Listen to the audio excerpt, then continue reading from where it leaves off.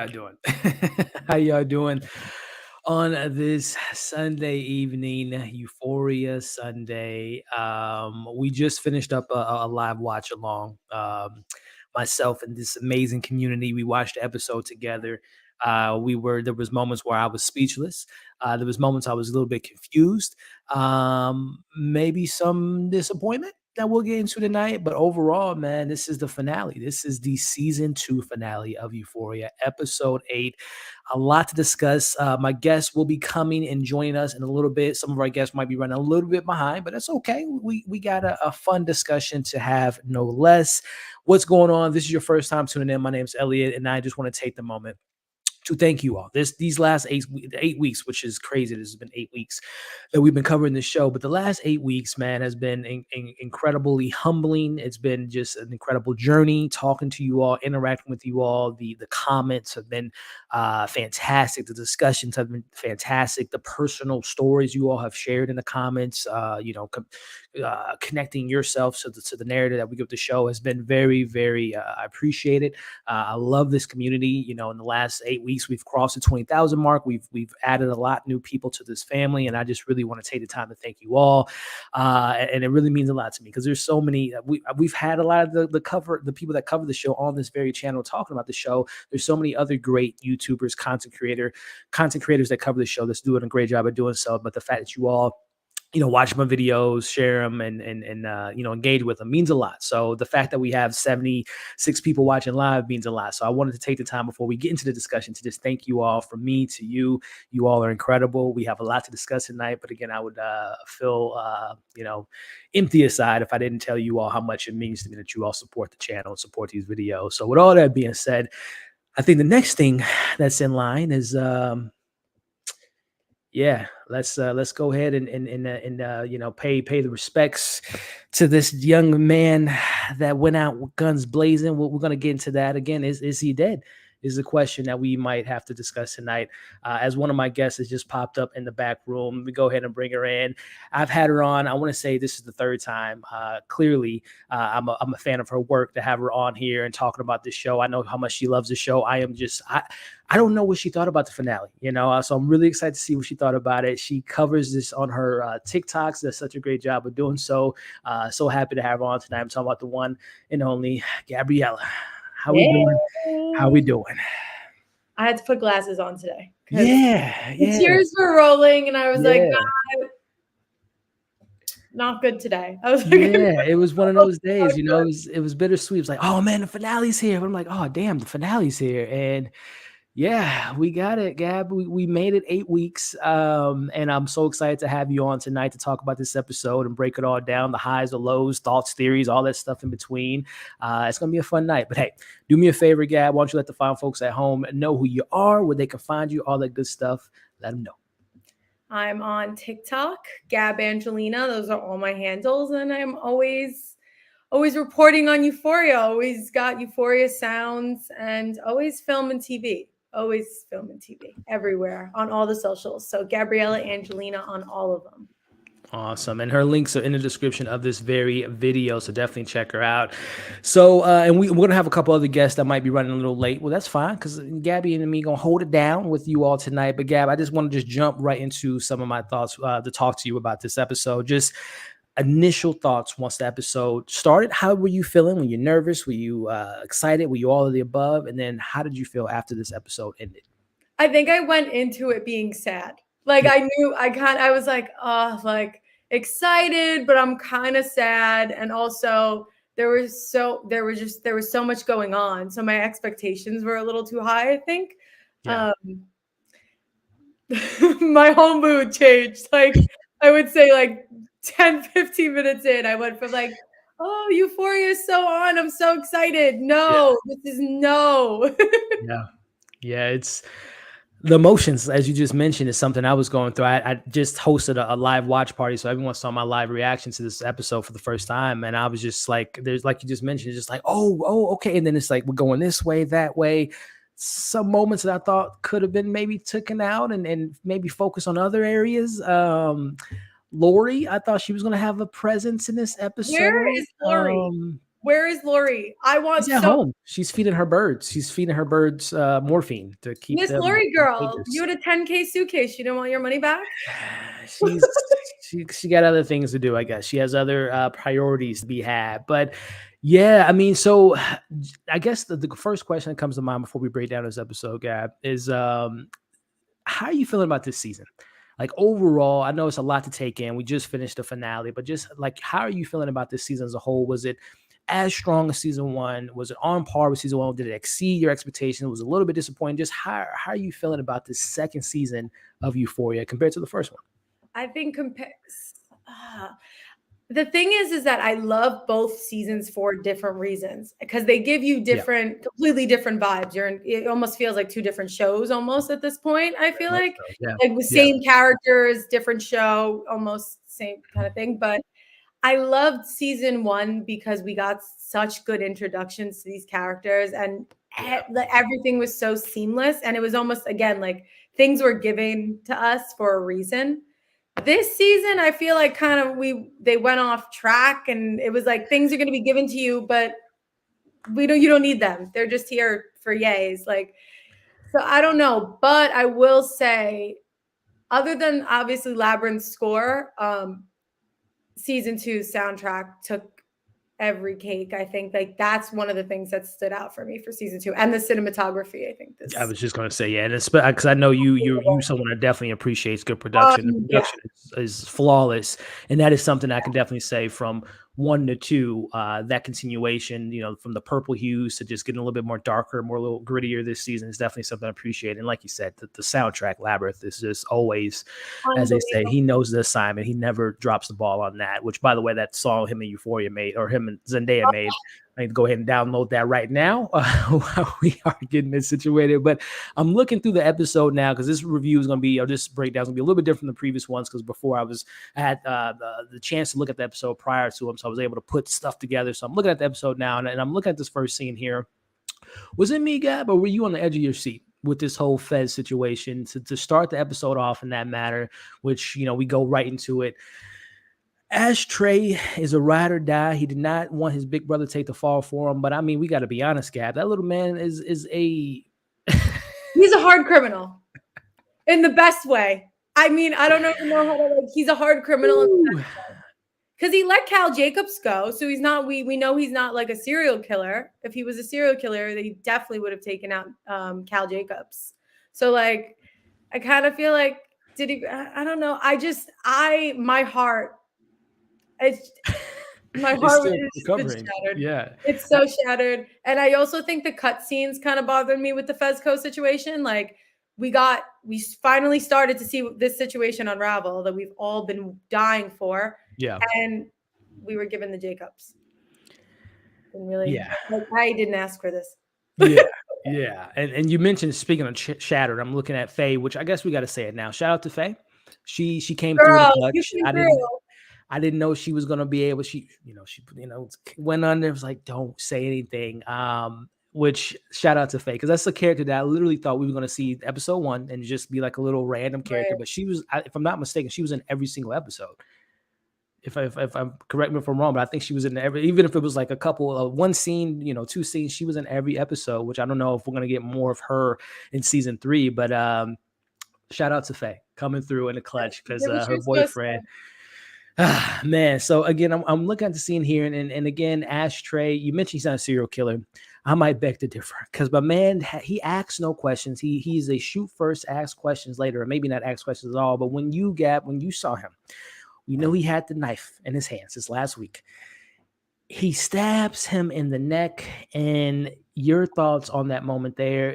Was it because this was my reaction. It's just like, oh goddamn, how are we going? I'm looking at it right now. He stabs him in the neck. It's very similar to what he did to Mouse. He just reacts. Did you jump out of your seat, Gab, when he Yeah, did that? yeah, yeah. I was like, Astrid, no, just screaming, like, no, man, no, this was not what we were supposed to do. We was already recording. Why'd you do that? Like, and it also, I felt like in the back of my head, it was more, oh my God, no, Fezco, this poor boy. This Yeah, poor boy just wanted to go to this play and impress a girl, yeah, and his little brother could not contain himself, and he had to go through. I just felt so bad for Fezco. That was my first thing. I was like, this poor kid. Same here. I mean, I almost not that we condone violence over here, but I'm just like, Ashtray, if you wanted to kill the man, you could have killed the man last season when you hit him with the hammer. Just finish the job then. But obviously, I guess he's finishing it here with the stab to the neck. And again, just seeing how Fez he's trying to think on his feet, and I love how we transition to the first thing that it might not be the first thing, but it seems to me the way they cut that shot. The first thing that he thought of when he got the phone is we cut straight to him talking to Lexi. And we Mhm. see that relationship develop over, as Rue told us last week, that they have been talking every day for the last few months. And was it me to is it right to assume that the first thing he thought about was Lexi in that moment when all that shit was going down, or it was just happened to be cut that way? Do you think Lexi was the first person he thought of when all the shit hit the fan? I don't know if that was the first. I mean, I feel like his brain would go to business and Ashtray. So I don't know if that was maybe the first thought, but I definitely think she was a thought without a doubt. I think that she was a major thought because she kind of kept him floating between the lines of good and bad. Like he's a Yeah. good person, but he does bad things kind of situation. So I don't know if I was like the first person, but she was definitely a top three probably. Yeah, because I think if it was to be cut that way, I think he saw maybe a way out in a certain extent. Like you just mentioned, she was kind of that one person in his life that, we know how much Rue means to him, but Rue kind of, she uses him for obviously a friendship, but also that's your drug dealer, and everyone else who might have a close relationship to him might just be there for drugs. But she was the one person that never like wanted something from him, right? So I think it was almost like that kind of and I'm looking at the episode now, them talking about the little house on the prairie and kind of talking about what future will look like for Fez, which we don't know what will come of him, next season. But I do think that he really wanted to see a new side of life with Lexi. And I don't know, Gab. Well, what is that something we can expect in the season 3? Those two, or is he in jail for the rest of his life? I That's like another thing that I was kind of confused about with the whole episode. By the time I got to the end, I was like, wait, so Because no who's one addressed it. No one mentioned it, if I'm not yeah, mistaken. who's alive? Who's dead? Should I be concerned? Did he go to jail? Like Right. very kind of confusing, which was irritating because he was such a big part of this season. We started the season with Fesco's backstory, so Right. to not get a like final answer on like what exactly happened with him, that was irritating to me. I was Yeah. kind of mad. I was like, Same here. And speaking of mad, you brought up episode 1. Grandma's in the room. Did she catch a stray bullet? Is right, she did we leave her okay? there? Yeah, like what's going on there? Is grandma okay? That's one of the first things that came to mind. But again, just I guess kind of transition into this Lexi and Fez relationship, because I know some people in the comments felt like your perspective on the situation. Do we know the age difference between those two characters as far as the I whole was under the Fez? impression that Fezco and Rue, like they were all the same age, but Fezco dropped out of school Yeah, because he was working with his grandma. right, So right. I don't think that they have an age difference. I think that they're the same age, but Fezco just dropped. He never went to school Yeah. Because I because know that some was people kind were of the like, "You guys story. are okay with, this." 'Cause Yeah, I the only don't. thing I remember from season 1, and I don't know if they retcon this, I remember Nate saying you're, half a, what he called them last year, you dropped out of school 19, 20.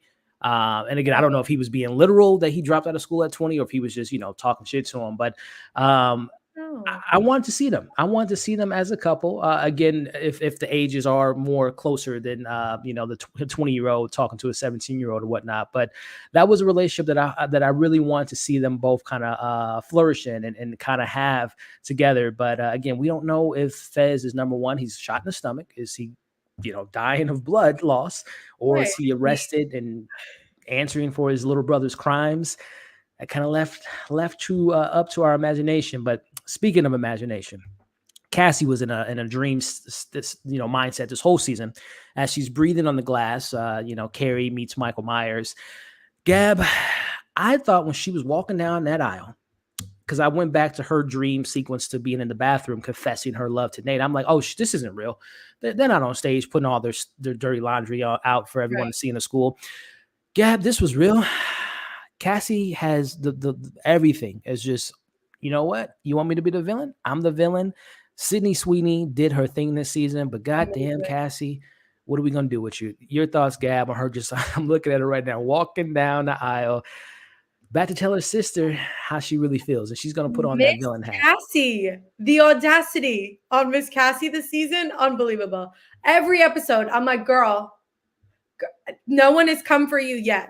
So this episode, I felt like was a little. This was like the part where I was like, yeah, we've been waiting. Finally, like it's gonna happen here. So I was really excited, but just the audacity to get on the stage and you were mad at Lexi for airing your dirty laundry, but you got on the stage and aired it yourself. Like that was a little.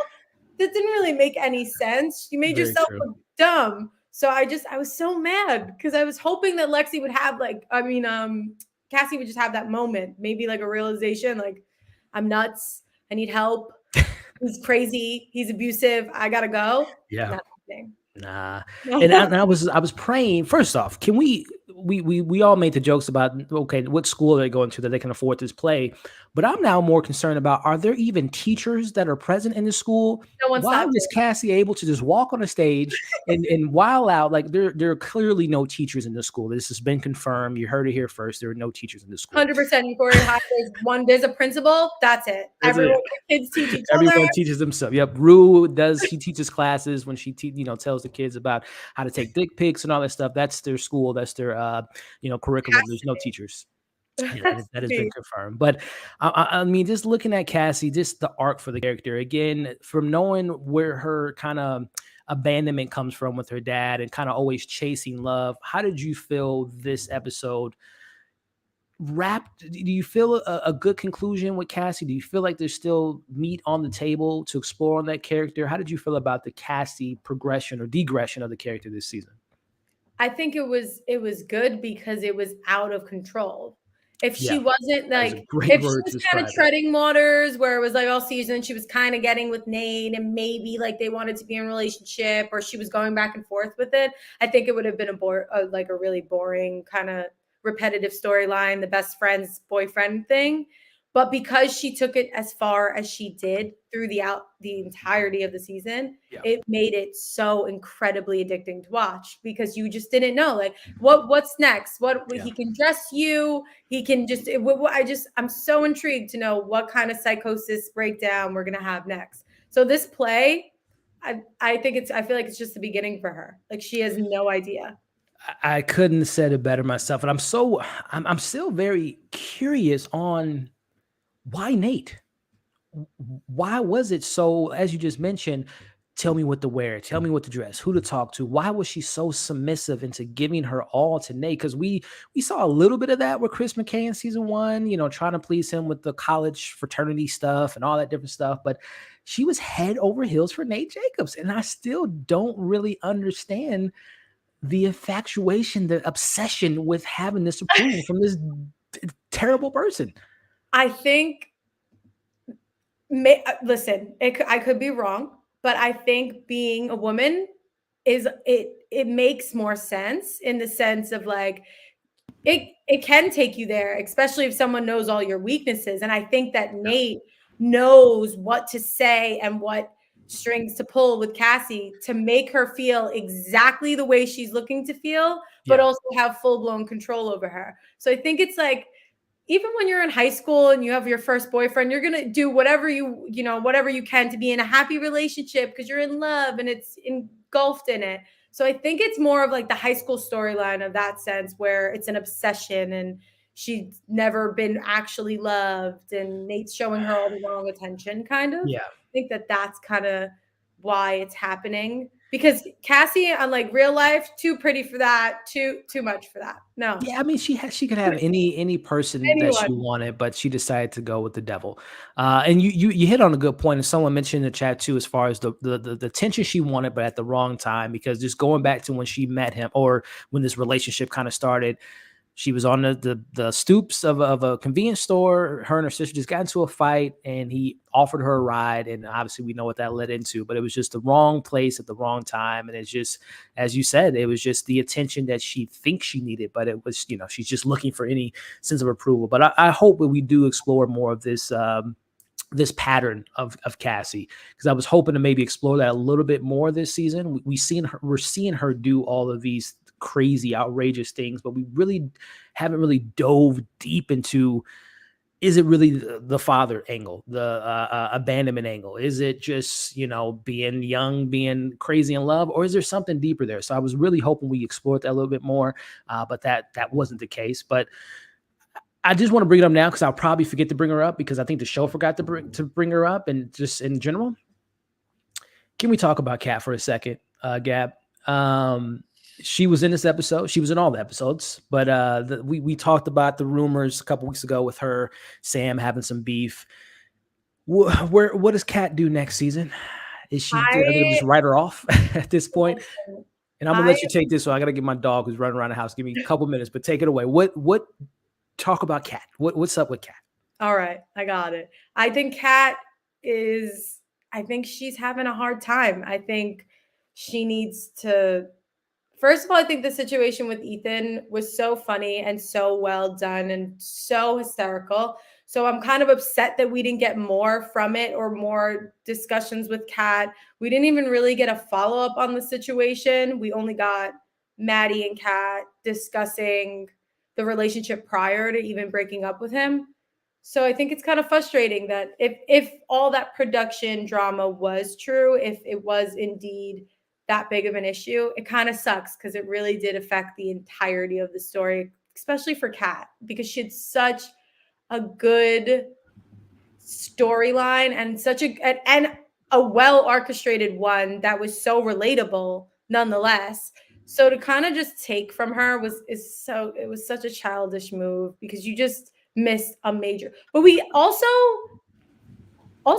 didn't get as much Jules as you really think we did. That was going to be my next point. Yep.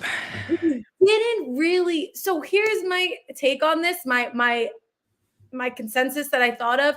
My thing was because they do know they have season 3, and I'm assuming they knew that prior because this show is taking the world by storm. Yeah. I'm thinking maybe season 1 was an introduction to all the characters, but we didn't get all the characters that we got this season. We got Fezco, we got Lexi, we got Fezco's grandma's Cal. So Got a I new character in Elliot. yeah, so Yeah. I think because they entered a different realm of like the characters and the backstories, they kind of just left the ones from first season like, oh well, we already gave them like their Their stories, shine. their drama, their Yeah. shot. Now let's like scooter on to new people, which I guess could work. So maybe like season 3, Kat will have more time, Give her Jules will have more screen more time. time. Yeah. I hope because I really loved Kat's storyline, and I even like You with and me the both. thing, it was so brilliant. It was so good. It would be so childish to let something so stupid ruin that good of a character. I couldn't agree with you more. Especially, I mean, so in this season they addressed it. I can't. Episode 3, episode 4, when she did the whole social media thing, and she's still young. She's still figuring herself out. We're not asking these 17, 18-year-olds to be fully developed and know who they are as people. But it is, I think you said it perfectly in regards to, fortunately and unfortunately, we have this great, amazing cast. And like you said, season 1 introduced us to so many interesting plots, subplots. Some of the subplots were maybe even more interesting than the main plots. Cat, for example. But sometimes when you have such a big show, you have such a cast that has been growing hugely on social media, especially from when this show came out 2 years ago to now. TikTok, Instagram, Twitter. These actors are huge. So it is unfortunate that not everyone's going to get that time to shine. But I hope you're right in the sense of we had Kat in the back for a little bit. We had Jules, who we'll talk about here in a second, and hopefully next season we can get more of their story and get more diving deep into what we got in season 1. But before we get into Jules, I just want to get your thoughts on this. I love this song by Elliot, or I should say Dominic, which I assume will be on the soundtrack. But I was kind of like, can we move on to it? Yes, very much. Yes, and I never say that about Euphoria with the music either. I'm usually like, leave it on, let it play. But this time I was like, okay, we got Fez to worry about. We got all this stuff. Verses. Yeah, it's a lot of verses, and I need you to pick up the pace. I have somewhere to be.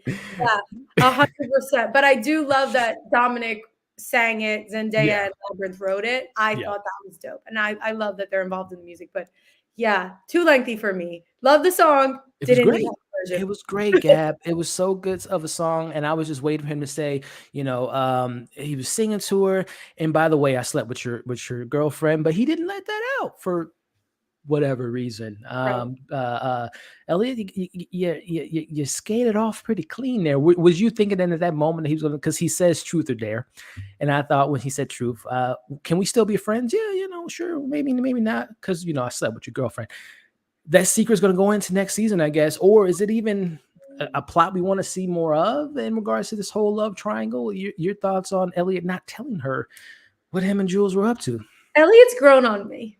I like Elliot. And I like Elliot because I don't like Jules. And I don't like Jules this season because I just felt like the decisions that she did make, even season one, we're all going to be honest. Yeah, hard growing up. But I think that that's a lot of these characters. They don't have simple lives. And that's kind of the basis of the situation. Like none of these kids come from perfect homes. Everyone has their own reason, everyone has their own trauma. Yeah. But like Jules, just a lot of the decisions from the beginning, even when she was with Rue, were such selfish decisions that she made them for herself, for wherever they were going to get Jules. I liked Elliot because I think Elliot gave everyone an insight to how selfish Jules truly was. Like you Mm, finally saw that she would cross that line. So if she loved Rue the way she said she loved Rue, would she have crossed that line? So I think Elliot was good for the storyline and good for kind of the characters. I ended up kind of really liking him. I think he's stupid for doing drugs and continuing. yeah. However, I'd be kind of excited to get like into his backstory and like see what's going on there. That's exactly where I'm at about the character. I think you said it beautifully. He is an interesting character, the voice of an angel. I know he's a real artist in real life, and he did pose a certain foil in the relationship between Rue and Jules. But I'm not gonna lie, Gab. I feel like he was just kind of, Floating. yeah, just kind of floating and was just used as a plot device. Because as you just mentioned, who are you? Where were you last season? Who are your parents? What gets you into the, like? Why didn't we get that flashback? We always get an episode where we kind of learn who the character is. I assume we're going to learn more. And you said it perfectly. We're going to get a season 3, but I'm always not a fan of like, we're gonna get it. Yes, Yeah. we know we got to see, but can we get a complete narrative, a complete chapter here versus waiting to, and we'll talk about that. Apparently, 2 years before we might see another season with Zendaya's schedule filling up by the minute. But I don't know. I'm kind of just indifferent about Elliot because I just feel like he was just literally just a plot device to put a little bit of tension between Rue and Jules. And we all know that their relationship has been fractured since season 1, especially with the train scene. But I don't know. I don't blame the actor. I think he did a good job in his role, but I just blame Sam Levinson just kind of not really exploring who this character is. And then him to not tell Rue the truth. I'm just like, come on, man. You guys are kind of sharing these intimate moments. She talked to him about how she felt about her dad. And I don't know. I'm kind of indifferent about that character right now. I don't know. I'm interested to know more about him, and I think if I knew more about him, I'd be good. But I Yeah. think writing this, I don't. Something tells me that something severe changed in like a writer's room, or some kind of major decision was made behind You're the on something. scenes from first season to second season, and it Yeah. obviously wasn't casting or changing around the actors, Yeah. but there was something going on because the writing, either things were filmed and kept out or cut out, or we didn't want it in there, Yeah. or we just didn't write, like maybe not the same writers, or it just something is not clicking because the story were so seamless the first season. Everything had a reason, Yeah. everything tied in. This season, I felt it just things are just like popped all over the place. So I'm trying to put them together myself. I think it's pretty. I don't want to say it's apparent, but I think you're right on the money. There was definitely some issues with from, obviously we know that they were going to go to season 2. Production got shut down due to the pandemic. A lot of rewrites, and also too, just when you brought that up, when I think about it, Elliot didn't interact with anyone else other than Rue and Jules this season, which makes me think of going back to the pandemic.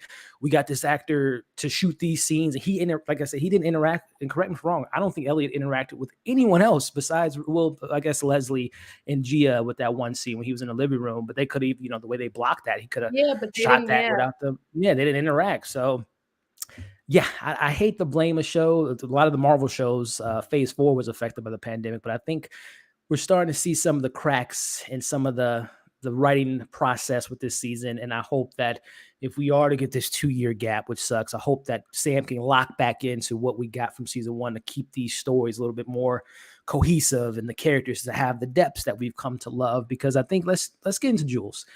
Jules is a character. I know a lot of people don't like Jules.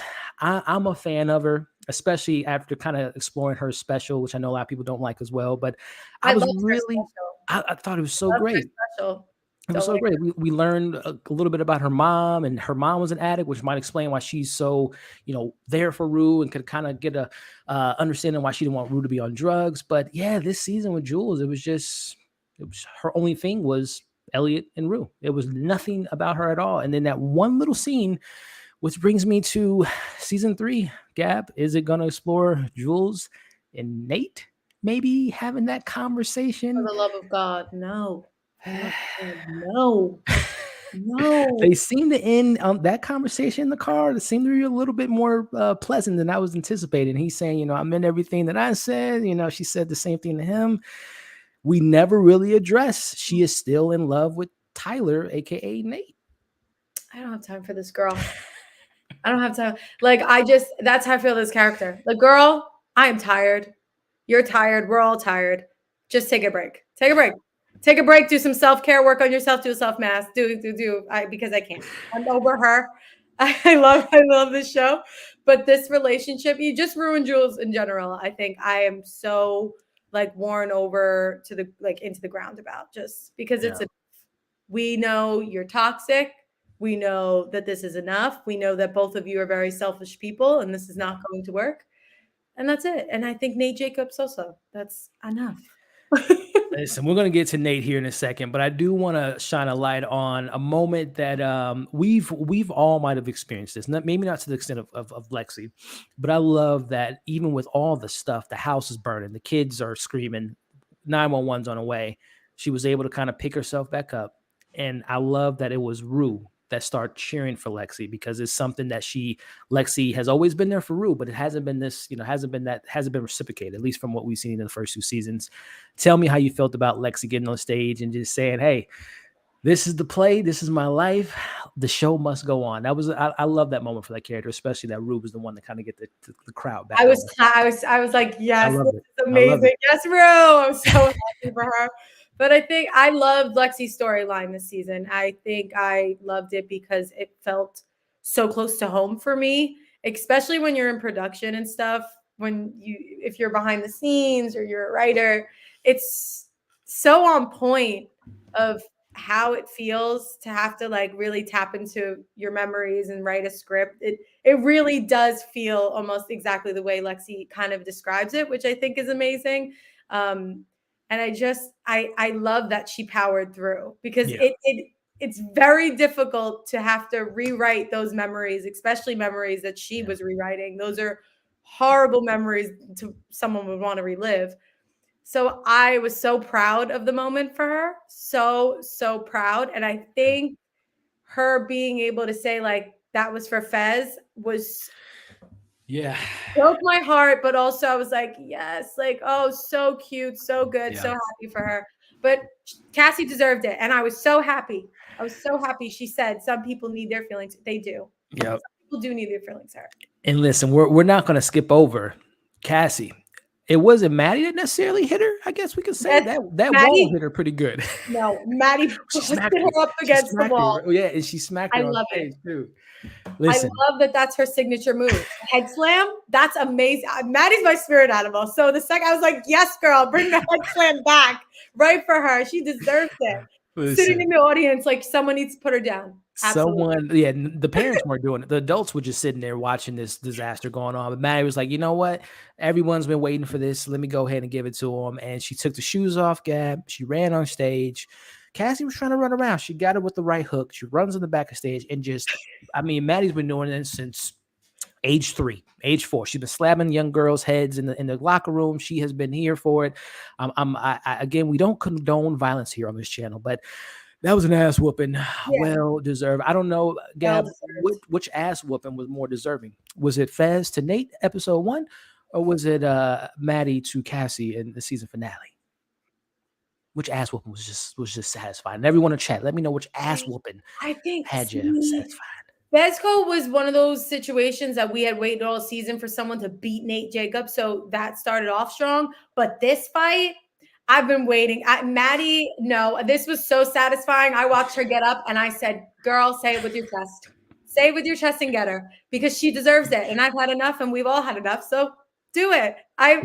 Girl on girl violence. I don't condone it, but this time, girl, I do. Go get her. Gab, you said it perfectly. Fez told us sometimes people just need to get their feelings hurt, and sometimes those feelings can be in the form of punches to the face and heads slammed into the wall. I thought it was And that's ridiculous. what She happened. was running from her. She was so tough on She was stage. tough, right? She was I all was that like, bark, all that bark. why are But you hey, running?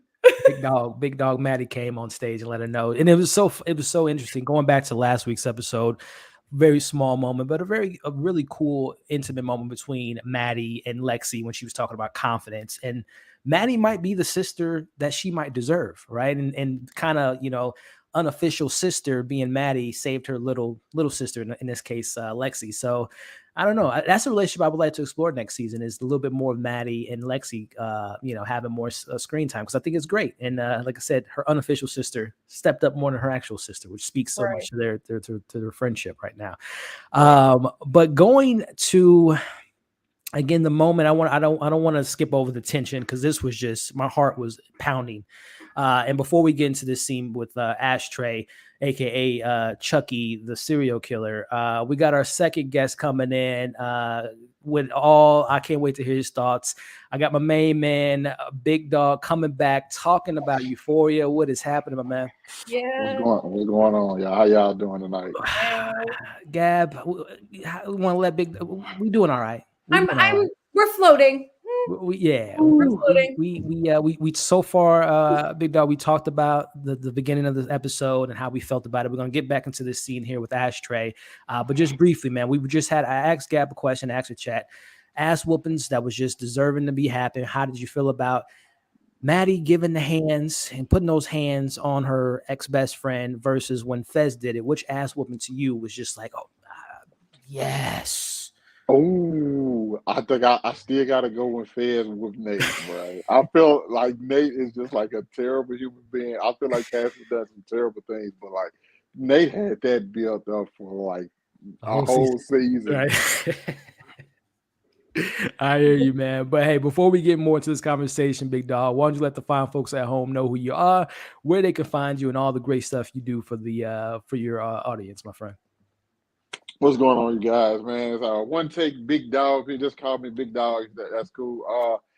Find me over at Instagram, Twitter, TikTok, any other all other social media platforms at One Take Big Dog. I do a lot of movie reviews, television shows, anime, all that good stuff, and I do some skits on the TikTok if you want to come over there and have a laugh. Listen, guys, between Gabby and between Gabriella and between Big Dog, when you talk about just incredible humor, sense of humor, and just doing the damn thing on their social media accounts. They are great. So again, their links are in the description below. Give them a follow. You will not be disappointed. So Big Dog, we were talking about it here, man. We talked about it at top, but now I'm going back to it in regards to this is kind of in the middle of the episode. Ashtray, man. Whoa, bro. He stabbed my man in the neck, and at this point, I don't know if you all got a little teary eyed, but when Fez came up to him, put the head on his head, and said, I'm gonna take the fall for you, bro." He should have knocked his little ass out because he goes into the laundry room, takes all the weapons, and proceeds to just go out guns blazing. Big Dog, how did you feel about Ashtray? Is it a product of his environment? Did he do the right thing? I mean, it's a kid. He technically, not to sound cold hearted, he was the one that killed Mouse. Um, and if we're getting even more technical, if my man would have been paying attention to the screen 2 weeks ago when Faye walked into the alley, we might have not been in this situation. Listen, he's a kid. I ain't gonna talk bad about him because we don't know if he's dead or not. But one take, Ashtray going out like Tony Montana. Listen, this had my stomach was turned. I felt so uncomfortable watching this. Like I started clenching like my jack. I'm like, no, they're like, don't do this. Like, what are you doing? The moment he went to the washer, I'm like, what is he getting out the washer if he's gonna turn himself? Oh no, he's not turning. He Like, ain't there's washing clothes, no. I'll tell you that. I'm like, please don't do this. And I do think it's kind of like a product of that environment. Yeah. This has been Ashtray's entire life. He's Right. known nothing else. And in my mind, I'm thinking to myself, Ashtray might have been afraid to actually see what it's like on the other side. He doesn't know how to be a kid. Yeah. What Ashtray gonna do? He gonna go chill on the playground? Go play sports? This man's been drug dealing, killing, and everything else. It's just like that's all he knows. And that hurt. That Yeah. this right here hurt. I don't. I am still trying to recover. I don't know how y'all was doing this immediately after the show. Listen, we're trying our best, man. Gab, same question for you. When you see the little man going out the way he did, again, do you think in his mind, it was just like, this is how I was, like, he's like Big Dog said, this is how I was raised. I'm not gonna have you take the fall for something I did. Very, noble of him, but at the same time, yo, you're going out with your guns in your hand. You almost cost you technically, if I'm not mistaken, he did shoot Fez in the stomach accidentally. But your thoughts on Ashtray, and then we'll get into the big question. I know you can't kill kids on screen, but is he dead? I think he is dead. I definitely think he's dead. I 100% think he's dead. I think having to relive this moment and talk about it again, mental warfare, that's not fair. Second of all, I love Ashtray and Fezco. I will ride till I die for these two boys. Love them. I I didn't know. I don't know what to say. I don't know because I just feel like I'm mad for a bunch of different reasons, but it's not at the characters. Like I'm mad at the writers. I'm mad. You had a whole family of narcissistic, psychopathic pedophiles, rapists, who literally execute on television that we all would have been like, okay, this works. You took the only two sources of hope and happiness that we were getting all season. That was so disrespectful. Not happy about it. And honestly, my neighbors probably think I'm a girl who just got broken up with her boyfriend because I was hysterical crying, screaming. I was like, this is not happening. You're not doing this, Sam Levinson. He did it. I was upset. He did it. I'm very mad about the subject. And then the nerve, I'm looking at the scene as we're talking, the nerve for Ashtray to then hit Fez in the head with the shotgun to take the fall. It's just, it's frustrating, but at the same time, I don't know, is it honorable of him to take the fall for his brother, knowing that it was his, I don't know. It's just a whole lot of. For an 11-year-old, that's honorable. Because any 11-year-old I know would be like, yeah, I'm taking my iPad. I'm going to go outside because I'm going to fail. You have fun. That's all he had to do. That's all he had to do. All he needed was the iPad, man. He went out the guns blazing, and we get to the moment where, again, before we get to that moment, I'm looking at it now, and starting with you, Gab, we see Nate. He has a gun in his hand. Okay, that's not a good thing. He's walking up, and I'm like, is he going to Fez's house? Where is he going? We see on the wall Kyle Jacobs, construction. Yo, my man Kyle's living his best life out here. I'm thinking Derek's in there. I think he's reunited with Derek. I think he's reunited with the big question at hand. I think he got his, that third kid. I'm thinking he's hanging out with his son. Boy. We'll talk about that kid that's missing since 1995. Gab, walk me through it. I mean, we see Nick going there, hug his dad. This is what you like. This is your lifestyle. I'm thinking he's gonna shoot up the whole place, but we all know what he did. Your thoughts on this scene? When I was doing the watch long, I asked the audience, "Do you feel bad?" I'm gonna ask you the same question, Gabby. A big dog. Did you feel bad for Kyle? Did you root for Nate at that scene? What were y'all heads at? I don't give a damn. I don't give a damn about this Jacobs family. I'm tired. And the audacity, that cutscene, I'm telling you, that made me so angry that you had me waiting to see if Fez and Ashtray were okay, and you put me on pause for the Jacob family. Yes. I don't care about the Jacob family. You have Ashtray and Fez in trouble right now. These people, one's been driving drunk up and down, going to gay bars, getting himself kicked out, beaten the head.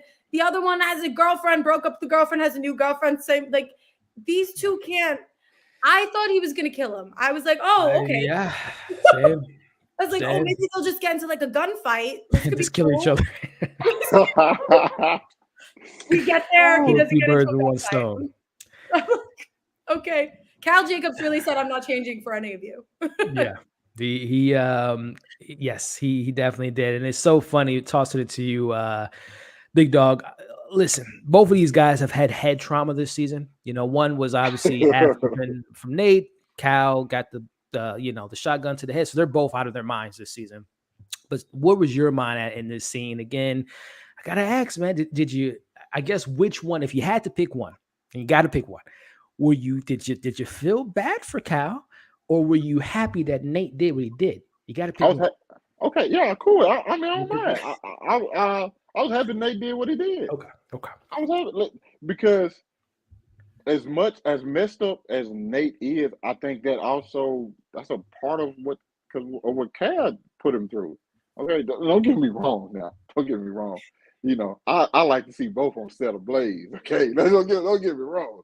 But I have to I point out the fact that what happened from Nate scarred him for life. You know, and I think shooting him, yes, that's the easy route. But like you said, Cal was out here living his best life.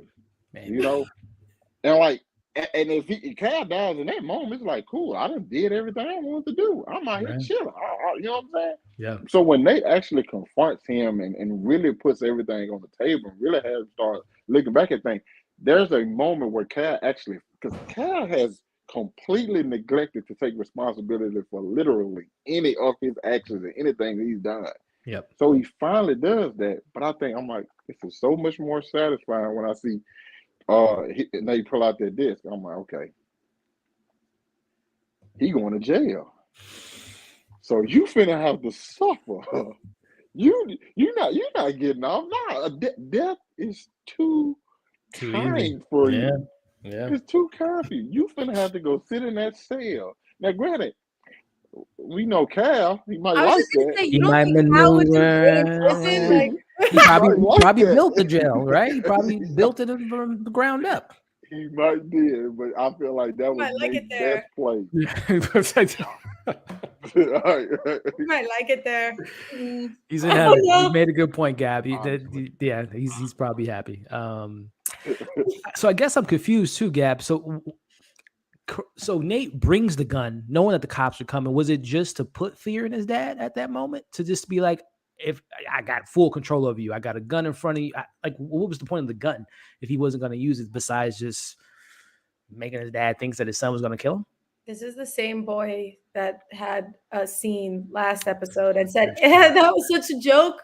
Yeah, that's true. He just carries there it were down no like bullets in the gun. Orange nothing.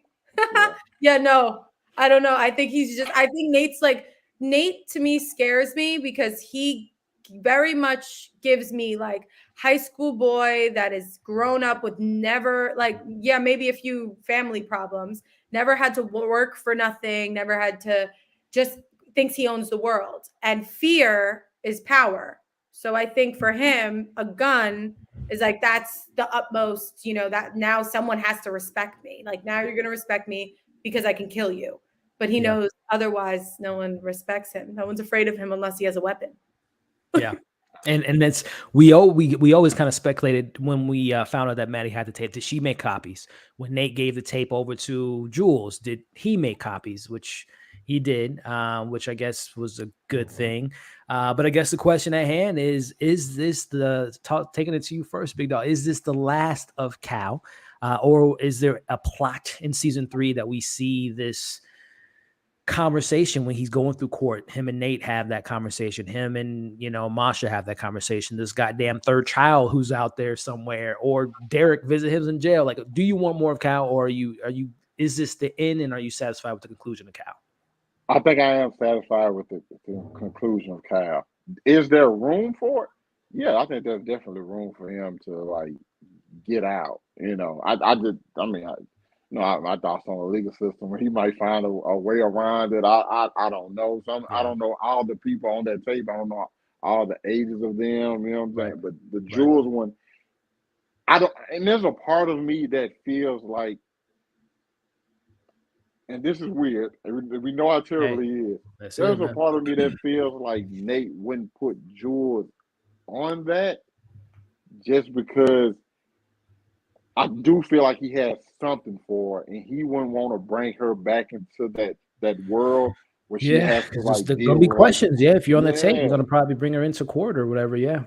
I kind of feel like he wouldn't do that to her. So it's a question of everybody else on there, Right. and like as far as those situations, I think there's a way Cal can might possibly slide by. Sure. But if this is the last we saw of him, I think it's very satisfying, and we just have to do the next thing with his son. Gab, same question for you. Again, we know how despicable Cal is. We got a little bit of his backstory, which I still don't. I guess I still don't know what the point of that Derek flashback was. Just to make the You're not audience. gonna get Derek. Yeah, is it just I to guess to was make it the to make you point. feel like he missed out on his high school, and that's why he was so infatuated with younger people because he never lived his. I don't know. But do you want more of any of Cal's plot, or you're good how things are ended with that character? I know this one. I hate Cal first season. I still hate the Jacobs, but I like Cal because Cal makes Nate nuts. Does that make sense? Mm, I think keeping Cal and keeping him in the mix makes Nate nuts. mm. So Nate's not really triggered by anyone else. So if you take his trigger, he's what? He's the almighty powerful Nate? No, there's got to be there has to be something that can eliminate him. And we all know it's Yeah. Cal. So I think eliminating Cal altogether will just give Nate this crazy power storyline that he's untouchable. And now we don't know if we have Fesco, so we're running out of allies here. Yeah, yeah, We have yeah. no allies. We're showing up to the party alone. And I'm looking at the scene here, not to bring up old wounds because I know how hard this is, but I'm just looking at the intensity of this scene. And I know, Gab, you said it's definitive. You do think that Ashtray is dead. I don't know if I asked you yet, big dog. Is Ashtray dead?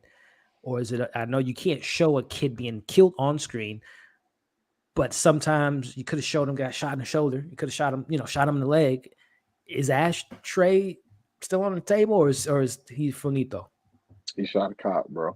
Yeah. He shot a cop. Yeah, that's Yeah. especially how. Yeah. They shot him once. Listen, and here's the thing. They shot him. All you heard was the thud after. They shoot him in the arm. He yells. Good They point. shoot Good him point. in the foot, leg, side. He yells. They shot him. You heard a thud. That's the end of. Oh man, I hate to say it. I hate to say it. It's the end of it. It's the end of them. Well, to that point, we can give him all the flowers, all the credit to this little kid actor. Stardom, take it back to you, big dog. What did you think about the Ashtray character? Started off as who is this little thug running around with Ashtray or with Fez to learning how he met Fez and seeing how he's such more of a ride or die. How do you feel about this character's arc since we are, saying that this is the last of them, that we got the end of them tonight? As much as we didn't get fully into him as a person, but I don't think there was a lot of complexities to him until we see him about to leave. Okay, this is a guy who came up in a tough situation. His mother literally abandoned him. Okay, because she owes him money for drugs, and so he's brought up in this world, in this game, in this territory, this life. And so this is all I said this earlier. This is all this kid knows. Okay. And we see that he's not afraid of anything. He's gun ho, he's quick, he's on point, he's bought it. But then that moment where he feels like he just put his brother in danger and that he might have to live without him because that's all Ashley doesn't have any friends, man. It's him and Fez and my Dukes who can't move, can't do nothing. Yeah. So once all of that, you see that's about to be taken away. Like, what else is there for me in this world? And we see that kid like come out. You see it the moment before they pan to. I mean, to before he gets inevitably killed. Yeah, I'm looking at it now. Well, after he shoots the cop, it's just like a look on his face, Yeah, like man. wow, like this is it. I don't want to put the picture up for Gab because I don't want her to go through that moment again. I mean, the moment right now that Fez is giving us. But I'm I'll sorry. turn Go away. ahead. Go ahead, big dog. What were you saying? The kid in him? Yeah, like I think that's the first time we actually see the kid in him come out. Like Yeah. that whole process is just like, and he was like, I don't want to say battling with his demons, but he just battling with everything he's known. Even when Fed slapped him, and just like, yo, you got to go. You put his head on his head, just like you got to go get out of here. And like you never seen him panic like that. Yeah. And then up to that moment where he goes, it's just like, damn, this is a kid who got put in a tough situation and only did what he knew, but ultimately it cost him his life. And man, it's sad. It's so sad. It is sad. I mean, Gab, Man. toss it into you, and then we'll talk about Fez here in a second. But we mentioned a product of his environment, kind of grew up in the wrong situation. I don't, and I think Big Dog, you said it earlier. There is no life, for Ashtray as far as like kids, family. This is the life he knew, and this is how he wanted to go out his way. So I guess any final words for Ashtray from you, Gab, before we get into, I mean, what do we do with Fez? I mean, he's never going to be the same. But here's the thing about this show. Every character has like one severe trauma that sends Mm, them over the mhm. edge. And Fezco was just given his. Yeah. So yeah, because like his backstory and Ashtray's backstory, yes, rough backstory, 100%. Mhm. But that grandmother really did love them. And they like, yeah, didn't have the perfect parent situation. However, that's not always necessary. You could tell that the kid, like, they were loved. And even though the grandma is where she is, they were willing to take care of her. So obviously, she was very good to them Yeah. up until whenever the point was. So I think for Ash, yeah, like there was no thought of like, oh, I'm gonna go to high school or Right. I'm gonna go get a job. Like he didn't really understand that. I think he truly believed he was a gangster, like you're a gangster and that's it. I'm a For drug life. dealer, gangster, and that's Yeah. the life I want to live. But I think he took because he was younger, he took the idea a little too far. Like he played imagination with it a little too far compared to Fez, where Fezco was like, more about we're gonna think about it before we do it. And Ashtray just wanted to be a thug, like wanted to be the gangster. So I'm just sad to see him go because I know that poor, poor, poor Fezco is going to have such a rough Destroyed. time. This is Would you not this yeah, I mean, you said it so perfectly, which brings me to my next point. And if you want to continue to elaborate on that, Gap, what next for Fez? Because I'm looking at it now. They cut what they did so beautifully. We see, okay, so he lost his brother. Mhm. His whole life just lost before his eyes. But we cut that between when Lexi sees her dad coming from the hospital, and then in the position that he's in, she had family to support her. We see right now with Rue and when her dad died and all that stuff, they had someone there to support them. Feds don't have anyone at this point. I mean, my man was literally just arrested after he just lost his brother. So again, Gab, tossing to you, Fez season 3. Is he off? Like, are we visiting him in jail? Are we going to explore this character at all? Like, what do we do at this point? My writer brain would say like you already killed Ash. You took him already. So you have the opportunity to make it that Ash was, the aggressor and he's the one who shot the cop. He's the one who killed whatever that useless other guy's name is. I don't even remember his name. But like you can run with the narrative that Ash, obviously was killed by the cops. He's the one who did it, and they're not going to keep Fezco because he was shot at too. Because it did kind of look like that. It kind of looked like Ashtray was shooting at everybody because he's not like he was trying to pay attention to where Fezco was. Yeah. So if that like is an option, I would go that option because this is a major turning point for Fezco. So you're either going to see him go balls to the walls and really lose it and become that angry gangster that he wasn't, and possibly have Lexi talk him off that ledge. I would love to see that. Like I would love to see her jump in and be there for him. So maybe that's an option, but I don't Yeah. think we're closing out the Fezco Lexi. I don't think it's the end for Fez. I definitely don't think so. No way. Big dog. Is Fez off the table? Season 3. Is Lexi going to visit him in jail and giving her memoirs and plays that she's writing in the future and get his editorial opinions on stuff? Or are they going to try to get him out of, putting all this money that she saved up for the play? They're going to get that for, hashtag free Fez out of jail. What are we getting with Fez next season, man, if anything?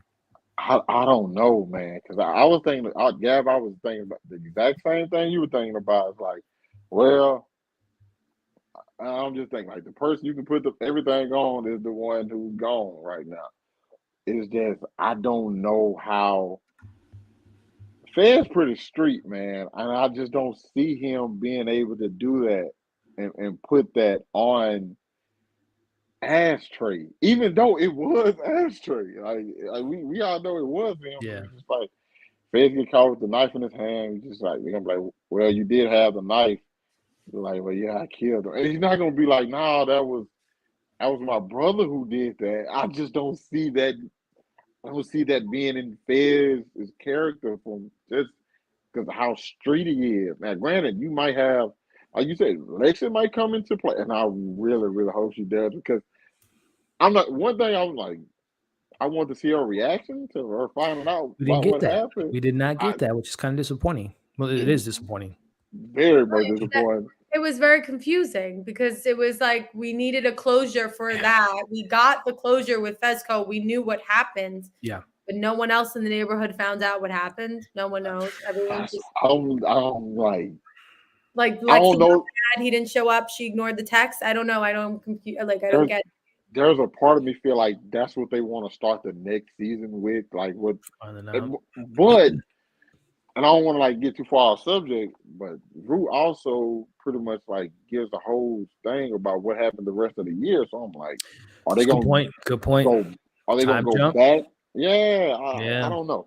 But as far as I don't know what they do with Fed because I feel like that situation kind of you can definitely bring him back. Just I don't know if I would feel like it's believable that he would just be like, yeah, that was my brother who did it. There you go. And by the way, someone asked in the chat, "Is Faye still alive?" So I'm watching episodes. We're talking. They obtained her. She's alive, and the grandmother's still alive too. So Faye, yes, we more Faye because we talked about her early. Big dog. Shout out to Faye. She stepped up. She was like, the lips and all. she came through and stepped up. So more Faye next season. And to your point, Gab, when you mentioned earlier in regards to we may have substituted a Cat storyline, a Jules storyline for Lexi and Fez getting more screen time. And I wish we can get our cake and eat it too, but maybe now with Fez off the table, Ashtray off the table, Cal off the table, more of Cat, more of Jules, more of certain characters that felt a little bit underwhelming this season. We might get that substitution. I know I hate to put it that way, but maybe that's a blessing, and I don't want to say blessing in disguise, but maybe that's the substitute. We take these players off the table, get more characteristics with those. Is that something you guys will want to see? Would you feel okay with that? Getting more of that Cat in substitute of Fez and so on and so forth? Well, I felt like even after season 1, I kind of felt like it was going to go in a different direction where like more other characters will like get more to do. Because like I think after season 1, I was just like, okay. You know how they always give a backstory on characters? I had a list of people I figured that they were going to do that with. Like even next season, I think the girl named Bonnie or Bobby, the black girl that was helping Lex, I think she's going to be one of those characters as well. So I don't think we're going to necessarily go backwards. I think we're going to just move forward with what we have. And like they still going to introduce a couple new pieces because we still technically haven't got Elliot. Yeah. That's very true. Yeah, he's we talked about he was a mystery character, and that's for sure. But I guess moving on to this friendship that I've been hoping to get back on track. Gab, we see again. We talked about how Rue stepped up for Lexi and was shouting her and getting the crowd back together. I don't want to say I'm confused by the scene, but when they're having the conversation about she's apologizing to her, that was was a past flashback with Rue and Lexi, right? I don't know because part of me is very confused because Rue looked sober to Clean. me, Yeah. looked clean. Right. Yeah. So what? But this is where my brain also went. I don't know the timing of where things were. Yeah. So none of us do. And it's very confusing. I also feel like this play has lasted 6 months. No one's changed an outfit. How are you guys? Like, what? You guys have been here for 6 days. Yeah. So I just don't get that. I can't, I couldn't understand it. If she was Yeah. clean and sober, when Lexi got on that stage and said that the play was for Fezco, Yeah. even though he couldn't be here, was that timing after Fesco? What? Because if Rue was already clean, this is already happening. Yeah. I don't. It's That very timing. confusing. I'm literally looking at it right now. Big Dog, do you have it like time? Because again, the way that Rue, as Gabby says, she looks clean, and she even says, thank you for the play. I like the play. Would you rather had Cassie like to play more? But then the conversation at hand, that scene is in the play. So when did that take? I'm kind of confused. Yeah. I was the same with y'all because I'm just like, okay, there's a part of me, there's a part of me that, and I think kind of back to like last week's episode where you had the scene where Cassie and Nate, and I think it's how what's the name, how Lexi perceived it, because if you remember that scene, Nate didn't have any dialogue in that scene. It was just basically Cassie doing all the talking. Yeah. But we know that I mean, my bad, Lexi wouldn't know of that because she never actually seen those two together. Yeah. So there's a part of me feels like she's thinking of how that conversation with Rue is going to go, and she put it. I could be wrong. That's probably just my only way of just justifying it, or just maybe they wanted to mix it up together. I have no idea. It was so confusing. And that's the beauty, the gift and the curse of the show is the whole kind of, what we're in the thoughts and the mind of our characters, but then at the same time, it's kind of like we're watching outside looking in. So it is kind of a bit of a confusing moment, but the meat of the conversation though is that Lexi and Rue, maybe season 3 can now be back to being friends. It's not just a one-sided relationship, and Rue can be there for Lexi can be there for Rue, so on and so forth, which I think, if you all agree with me, Gab, is that a storyline that you are happy that we can finally see Rue having a friend that is not toxic in Lexi? Well, I won't say that. She, Lexi did throw some people's laundry out there in the play, but she's not as toxic as everyone else. It was all well deserved. Very It was much, all very much. She didn't do anything any of us wouldn't have. Very So much so. it's Yeah. fine. Lexi gets that. I'm kind of excited for that. I think Yeah. it's a healthy thing for Rue, especially because I think she finally gave the whole Jules situation a wash, finally. And I think, obviously she can't hang out with Elliot because he's still using or doing whatever he's doing. Yeah. That's just a downward spiral if she attaches herself to it. So Right. Lexi and Rue I think that's going to be a very good storyline. I can't tell you it's going to be the most interesting, but I can tell you it's going to be a good. It'll be a good one. I hear you. Big Dog, Lexi, and Rue, the two best friends getting on the same page for the first time. I think we've never seen that in the show, so that'll be maybe something exciting to explore next season. Yeah, I think that's actually the moment I've probably been waiting. Well, one of the moments I've been waiting on since the show started.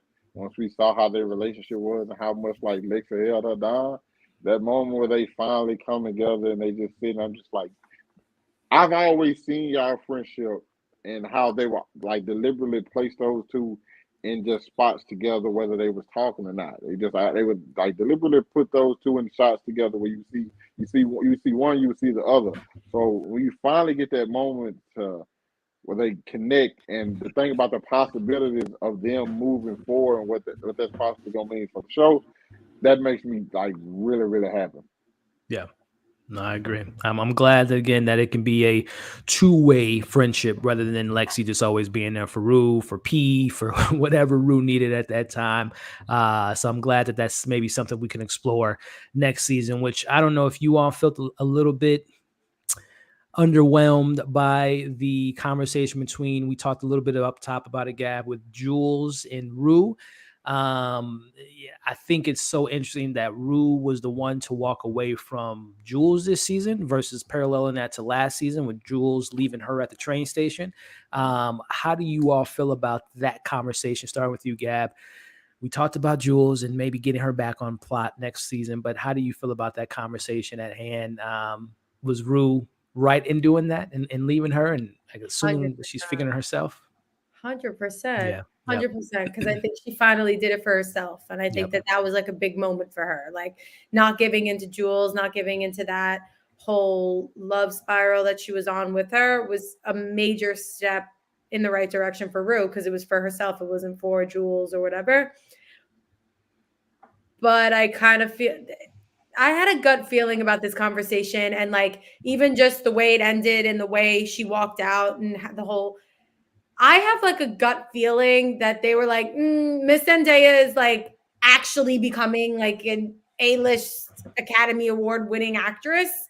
And I don't know how long she's going to want to come back to the high school Euphoria drug addict mode. Like she might win another Emmy and then say, start writing me off. Just because I felt like that was so odd. I stayed sober until however, and then she just walks out. She was clean. Yeah. I don't know. I just felt like it was like an ending to a character, whether it was Jules, but I don't think so because there's parallels. So like maybe this is where Jules really loses her shit the same way Rue left on the season 1. I hope not, because I want these kids to be safe and to be smart. But we all love the But drama. that's not good TV. That's I not bet good say Yeah, that's not good yeah, that's TV. not good. We all love the drama, so It's smart. we I'm not want watching that show. Big Dog, same question for you. Jules comes over to Rue, who really, like we said, it seems to be clean. She's doing it for herself, which is great. But what next for these two? Are they going to get back together? Are they going to clean, figure out who they are before they can, be a thing, be a couple? I don't think so. I Yeah. think this was the end of that. And I don't even think it was a bad thing. Or Rue did it in like a mean way. It was just like, you know what? Nah, like this like I love you. No hate, no nothing. Just Yeah. maybe we gotta go. We gotta part ways. And as far as, and I think next season they're gonna do something where Jules is introduced to someone else and Rue's comfortable with it. You know what I'm saying? I think that's where it's headed towards. Yeah. As far as Rue being in a relationship, I don't know. I just at this point I don't know if Rue even would ever want to be with anybody. I mean, that's an interesting prospect. Rue clean for a whole season. Like Gab said, I would think as an actress, she would probably want to explore that other side of that character and not just always be, high and making terrible decisions. Again, we want the dynamics, the stuff that kind of makes the characters compelling. But I would like to see what a clean Rue looks like for a full season. But speaking of, friendships or, things of that nature, I didn't want to leave out Cassie and Maddie have a bit of an understanding of each other, as Maddie gives her the tips. This is only the beginning of Nate Jacobs. When you're dealing with Nate, you not only get your face smashed in by me, courtesy of Maddie, but emotionally your heart smashed in. So, Gab, was that a big props to Maddie having that conversation and not just keep continuously welling on her? And by the way, the fact that she had a scratch on her foot versus the way that Cassie is hilarious. But Gab, your thoughts on I guess this kind of two-parter. Your thoughts on that scene, and what do you want from Maddie next season? Okay, let's see. First of all, that I do not think that was her. That situation did not give me Maddie being nice. That gave me like you like it's just the beginning and you're not even strong enough to make it through. Like very much like, oh, you weren't cut out for this. Like you're not going to survive this kind of comment, which I loved because again, I think it was very true to Maddie. I don't think her letting this go and then becoming best friends again with Cassie makes any sense. And I don't think for her character it would even be like an option. I almost feel like her being angry is part of the character too.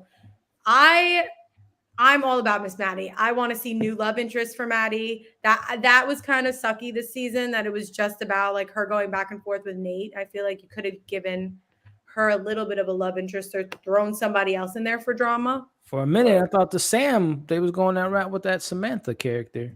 Right. But But like, I don't know. I just want to see her in a relationship with someone else that's not Nate. I want to see how that would unfold. I want to see who it would be. That would be interesting.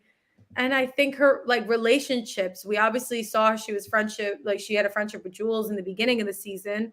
So maybe we'll see more of that. And she did hug Rue. So and Rue is the one who told her. So maybe they'll be that best would be friends. interesting. I'm I would down for like that. I would say that would be very there. dynamic. Yeah. I'd I be like friends that. with her. I'd be like, thank you so much. So maybe I'd hope so. I hope Maddie. Ooh, Maddie giving Rue some dress up tips and changing her, Oh, oh wow. making her look like Zendaya in the show. Yes. Oh That would be funny. wow. Big dog, your thoughts again on that scene between the two ex best friends, and if it was a sense of a friendly tip to Cassie, like Maddie, I just beat your ass, but hey, that's just the tip of the iceberg when you're dating Nate, or if it was malicious and just kind of like sarcastic, like Gab was kind of alluding to. And what do you want from Maddie next season? I think she's a junior, right? She's not a senior like Nate, right? That's what I was wondering, man. Because Because she always made it seem I'm a like bit last week she was going out of confused. town when she was talking to Samantha, like she was going to college or something. Right. I was thinking, I'm just like, okay, I knew Nate was a senior, but I'm like, Yeah, I could have swore the others were like juniors and sophomores, maybe. that's what I always thought. Yeah. Okay, yeah, I don't know because she. Rue has to be 17 because in the bedroom with her mom, she said you're going to be 18 18 soon. soon. Yeah. I think everyone besides Nate is 17. Okay, And I think Nate, like you just said, is going off to college, and everyone else will be a senior come next year Yeah. Matt is 18 because I remember Samantha made it a point to mention with her that. birthday. Okay. So Interesting. I don't know. Maybe she Yeah, was late. Maybe she went to school late. She'll be a yeah, senior. yeah, Eight. yeah. Yeah, maybe. We gonna see. We'll But see. as far as that moment between those two, I think it was just Maddie's way of like, yeah, I'm done with this. Like, Yeah. it's Yeah. like, I think she finally she got her emotional side out. She got her rage out.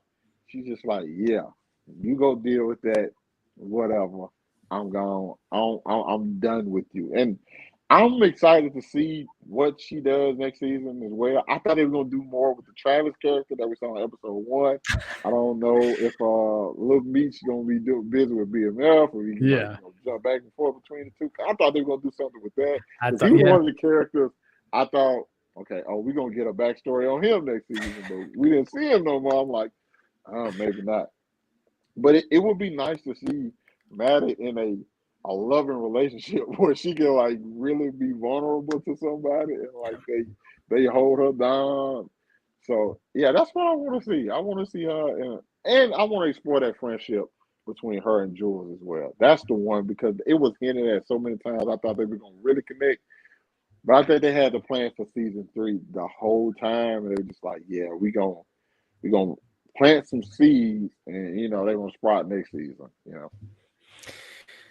We will see, my friend. But last little thing I want to touch on is the last scene here. Again, we talked about Rue, saying her we're assuming goodbyes for now for Jules, and she let me know if I was the only one thinking this. When we see Rue walking out to school, Oh, not going out the front door, but going out the back door, uh-huh. I was just expecting a van. I was expecting Lori and her crew snatching Rue up and having us end on this moment like, what was happening?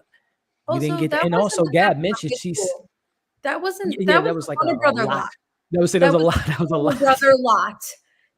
I was sitting in bed like That's that's how not in someone depth that's not high school. Lexi's play was so high produced. It was on the Warner Brothers lot. But I was thinking that was going to be the case. And like Gab said, she even says in the scene that she's been clean for the rest of the school year. Mhm. What do we think about Rue's ending?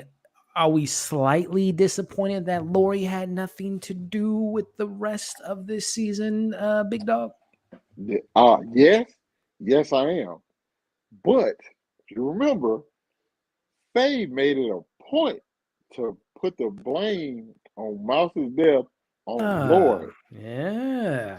I think after they left and with grabbing Fez, they also probably went snatched up Lori's people. Lori's people, okay, this is just me going. Lori's people eventually gonna get out. Rue's gonna realize she never paid them. I don't think Laura herself gonna go. I think it's gonna be one of the guys that work for her. They gonna get them. Of course, eventually they'll get out. They still need their money from Rue. I think that's kind of where I see, but I don't want it to get too like caught up in like the fantasy element. He's like, oh, you running from drug dealers and stuff like that. Right. So, It's a but I, different but show at I, that point. yeah, Yeah. but I still do feel like, hey, that was something huge, and like this woman literally said, yo, I'm gonna get my money back one way or another. So Yeah. not getting anything at all, not even a hint to it, is disappointing. Gab, are you in the same boat? Did you again, we all know that's a season 3, but again, this was a pretty prominent plot. We literally met Lori episode 1. She did what she did to Rue, give her the morphine, alluding to her selling her and getting that money back in that sense. Were you a bit disappointed that Lori had no plot, any screen time at all in this finale, or any implications that she was maybe going to snatch up Rue or looking at her from a distance? Were you a little bit disappointed with that Yeah, plot? I mean, it was like something was missing again, but again, because between COVID protocols and then the fact that they chose to do this all on film, I think a lot either got cut or thrown, or this didn't make sense, or this didn't come out good enough, or just because there's too many pieces that are missing here. Like, Yeah. we're still missing Lori. We don't know what happened. What happened to the little boy? Where's the little boy from the Jacobs family? Does anybody know? Is Marcia concerned? Because she doesn't seem it, and I want to know why. Did she give the child up? Who's the boy? So many questions. But I feel like Lori's storyline could take into season 3, and that could be a major, major, major player in season 3, especially if Drew is like sober now. It's so interesting because it sounds very interesting, but it almost feels like it's not. It's like a different show. If we have like Lori chasing Rue, it's like it's almost a different type of vibe. But again, we'll see what comes of it. But I almost, when you brought all those questions up, Gab, and even a Big Dog, it almost feels like this season was almost incomplete compared to season 1. Like if we would have never got a season 2, I would have been, besides the only cliffhanger we got was, did Rue overdose when she had her singing moment, but everything else seemed to be pretty wrapped up, tied up pretty well. With this season, not so much. Big Dog, did you feel the same in regards to, again, we know there's a season 3, but we can't use it as a crutch. You got to tell a story in a season, because you might not get a season 3. We know that they announced it and all that stuff, but who knows what comes. Productions come and go all the time. But your thoughts on this? We'll kind of wrap up this conversation with your thoughts on season 2, and feeling complete, incomplete, satisfied, dissatisfied. Your thoughts on this season as a whole, my friend. As far as the season, I will say I'm satisfied, and I absolutely loved it all throughout. But I am big on telling a complete story with the season. Like, I feel like you can always leave room for certain things, but if you open something up, you got to close it before you leave, okay? And like you can sprinkle a couple things there to where I'm of the same mindset of like, tell that story, okay? If there's room to be told after that, that's cool, but tell that story.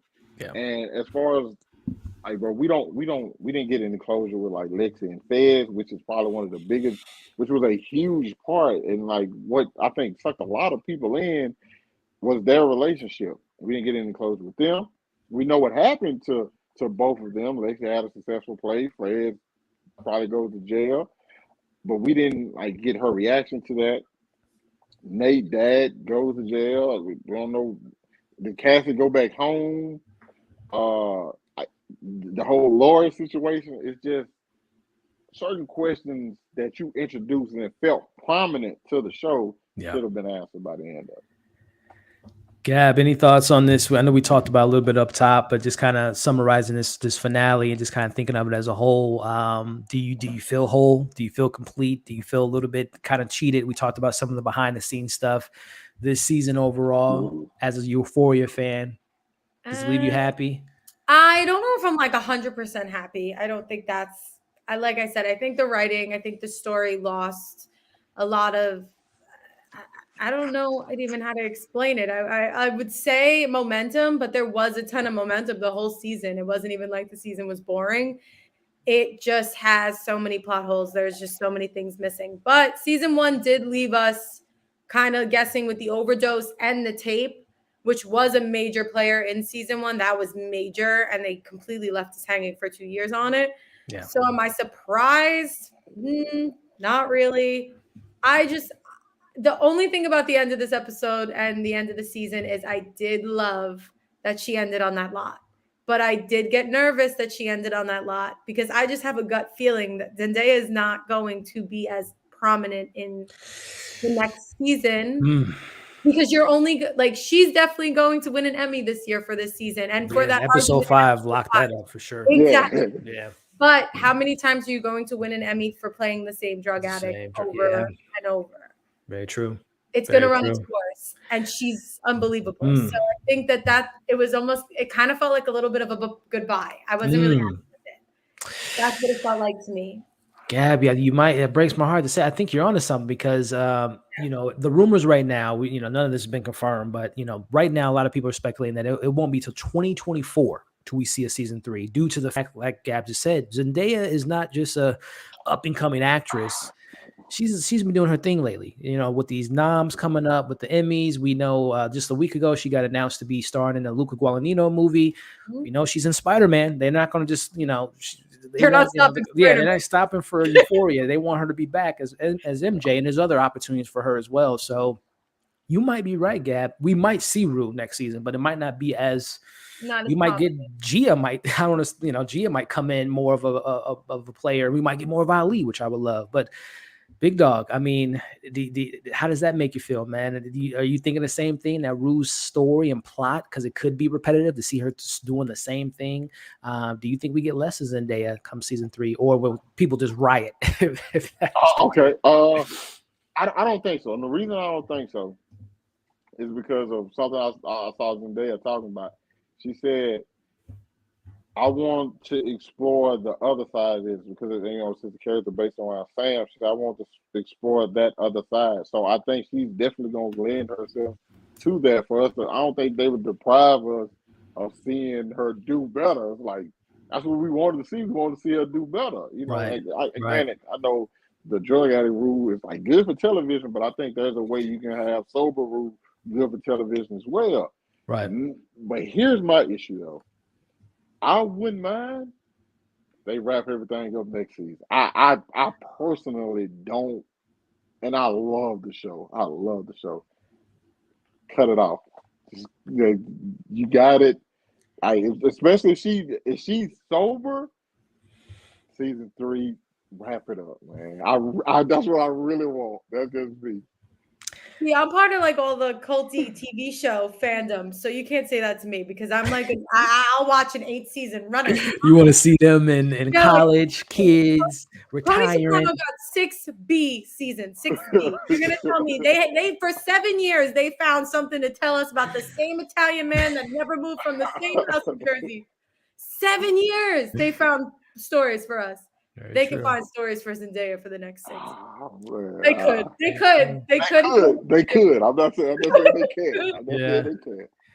It's very interesting because this show, it does have a lot of layers, and also too, just from a time. And if we're just assuming, okay, this season 1 and 2 was literally 1 calendar year, if I'm not mistaken. We open in the fall or the summer of season 1, and we go all the way to the end of December. 2 specials in between. Then we open this season with New Year's Eve. So theoretically, if the show sticks to that route, we can get a 3 and a 4, and it's just this 1 year, and obviously do all that stuff. But I don't know if I think 3.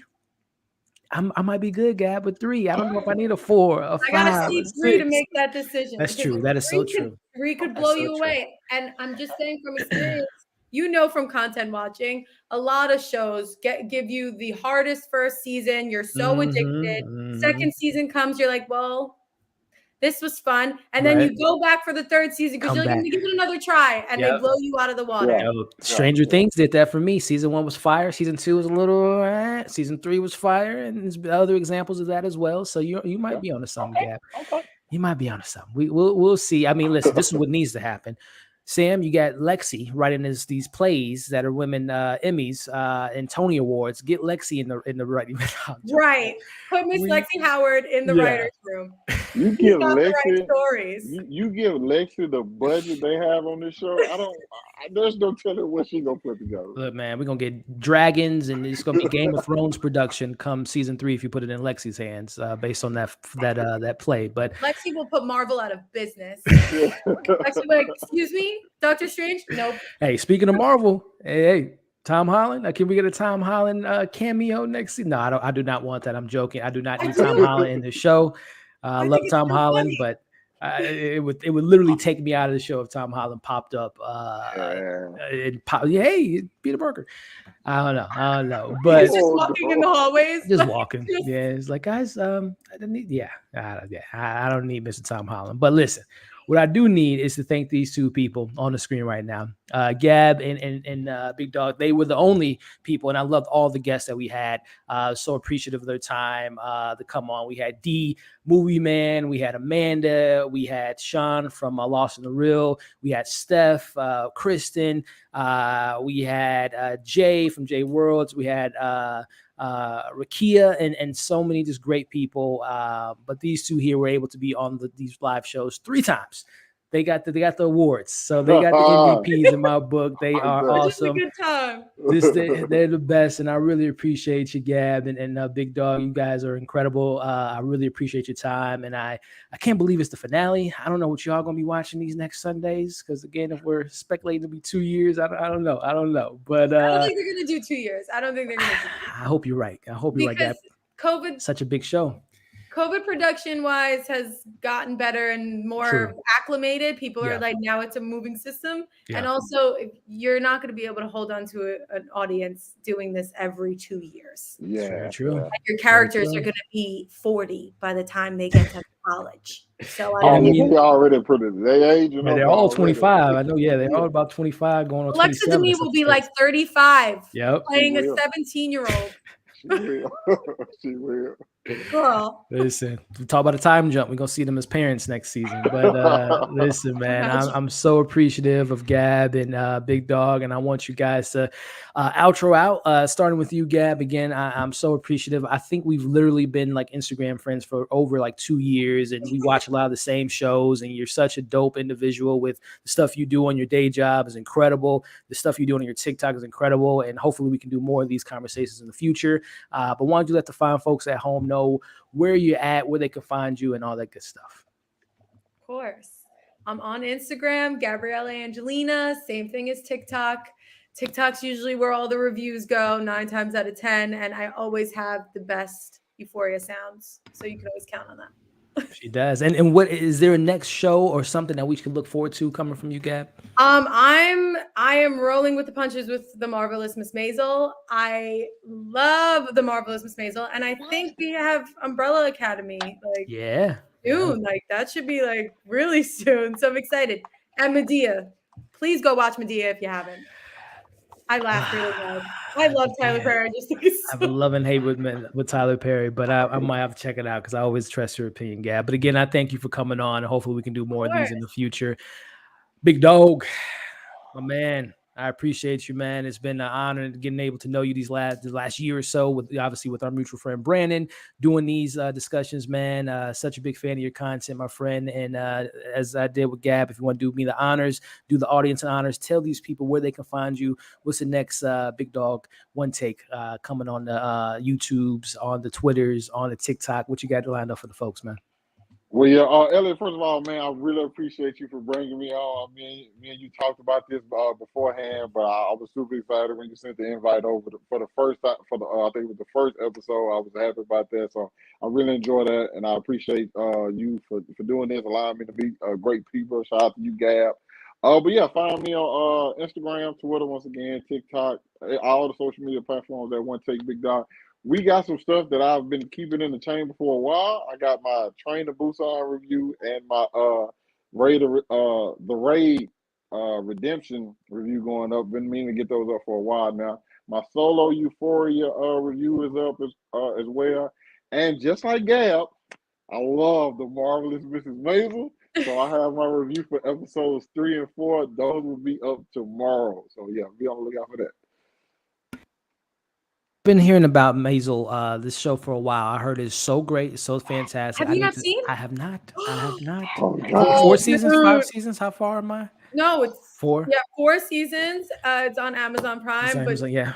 it is one of the most beautiful timepieces. I've heard it is so good. I've seen that actress in one other 2 projects. She was in Billionaire movie that came out. It was like an indie film, and she was in some Amazon movie where it was like in the 60s or 70s or something. But she's a Not great too long actress, but I ago. heard that Yeah. she is But Miss Ungermeyer's in she's it great. from Lizzie McGuire.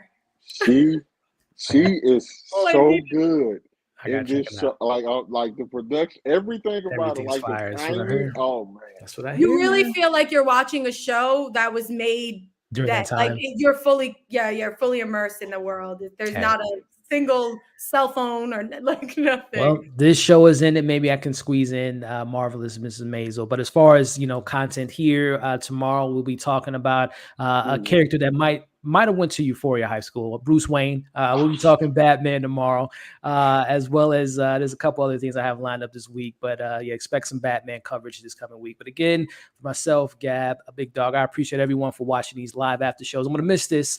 This is a lot of fun. I always look forward to this on Sunday night, especially when I have awesome people like you guys see on the screen now. So again, before you all leave, make sure to like, share, leave the conversation going in the comment section, subscribe to these incredible content creators, and keep an eye out for some more content this week. You guys have a great week. Stay safe. And yeah, don't do drugs, kids. Don't do drugs. And don't sleep with your best friend's boyfriend either. There's a lot of things we can learn from the show. So those are some tips from here. Don't sleep with your best friend's boyfriend.